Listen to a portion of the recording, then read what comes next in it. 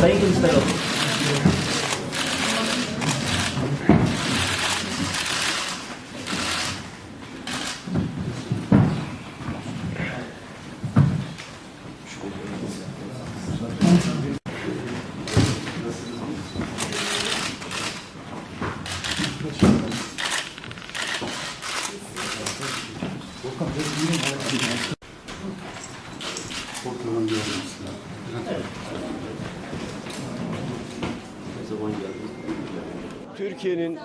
Türkiye'nin çok ayrıştığını, kutuplaştığını hepimiz biliyoruz.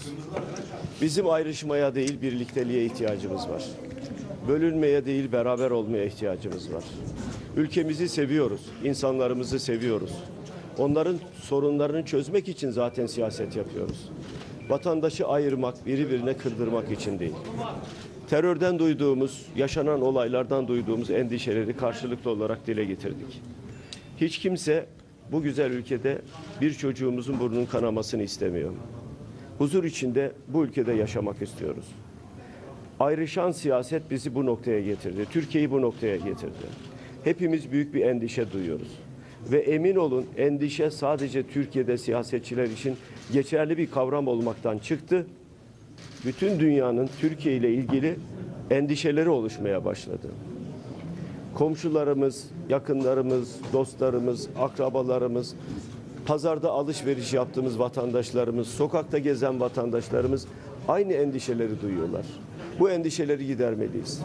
Umutlarımızı asla yitirmemeliyiz. Türkiye büyük bir ülkedir, Türkiye güçlü bir ülkedir. Kendi sorunlarını aşabilecek kapasiteye ihtiyacı vardır, kapasitesi vardır. Ve siyaset kurumunun görevi ayrıştırmak değil, ortak paydayı büyütmektir. Siyasi partilerin elbette ki dünya görüşleri farklıdır. Ekonomi politikaları farklıdır. Ama sonuçta biz hepimiz bu ülkenin çıkarları için, vatandaşlarımızın çıkarları için mücadele ediyoruz. Ve kendimizi anlatmaya çalışıyoruz. Biz Cumhuriyet Halk Partisi olarak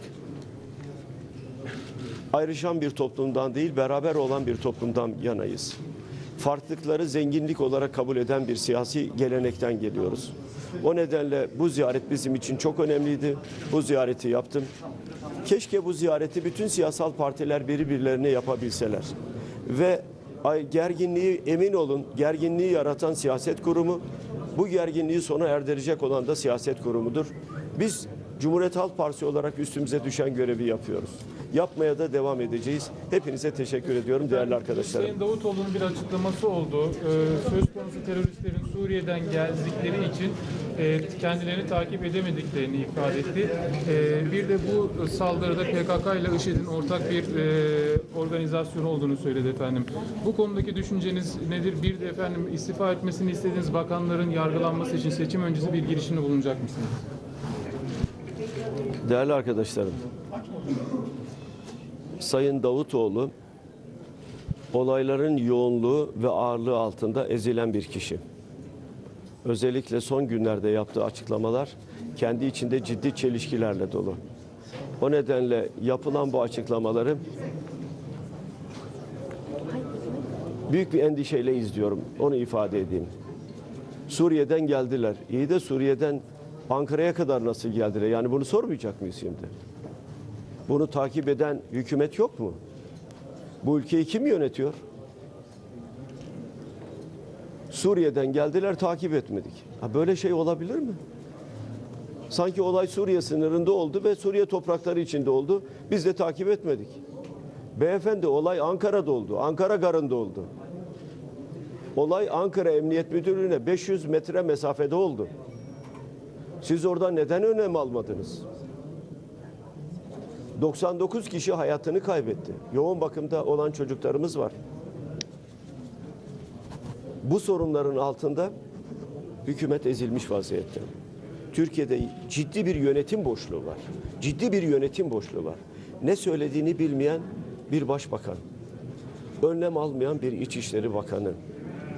İnsanların ölümü karşısında televizyonlara çıkıp gülümseyen bir Adalet Bakanı. Toplum vicdanı bunlardan rahatsız. Emin olun rahatsız. Biz bütün bunları aşmaya hazırız. Yeter ki ahlaki değerlere uygun davranmış olalım. Yeter ki siyasette bir ahlak denen bir kural vardır. Eğer siz yönetimde ciddi zaaf göstermişseniz bırakacaksınız. Bu kadar basit. Uygar dünya ne yapıyorsa aynısını biz neden yapmıyoruz? Suudi kralı yapıyorsa neden Sayın Davutoğlu yapmıyor? Yapmalı bunları, yapmalı. Eğer demokraside biz daha iyi noktalardaysak yapmalı. 2 bakanı azletmeli. Bunu yapmadığı takdirde emin olun, hangi olay olacak ki bu bakanlar istifa etsinler? Hangi olay? Kaç kişi ölecek ki bu bakanlar istifa etsinler? Yani bu ölüm sayısı yetmiyor mu onlara? Bu gülümseme yetmiyor mu onlara? Anneler ağlıyorlar. Yürekleri kan ağlıyor. Çocuklarını kaybetmişler. Beyefendi çıkmış televizyonda, istifa edecek misiniz? Gülerek hayır diyor, istifa niye edeyim diyor. Güvenlik zafiyeti yoktu. Güvenlik zafiyeti yoksa bu 99 kişi nasıl öldü? Nasıl öldü? Kim öldürdü bunları? Teşekkür ediyorum Yargılama arkadaşlar. arkadaşlar. Teşekkür ederim.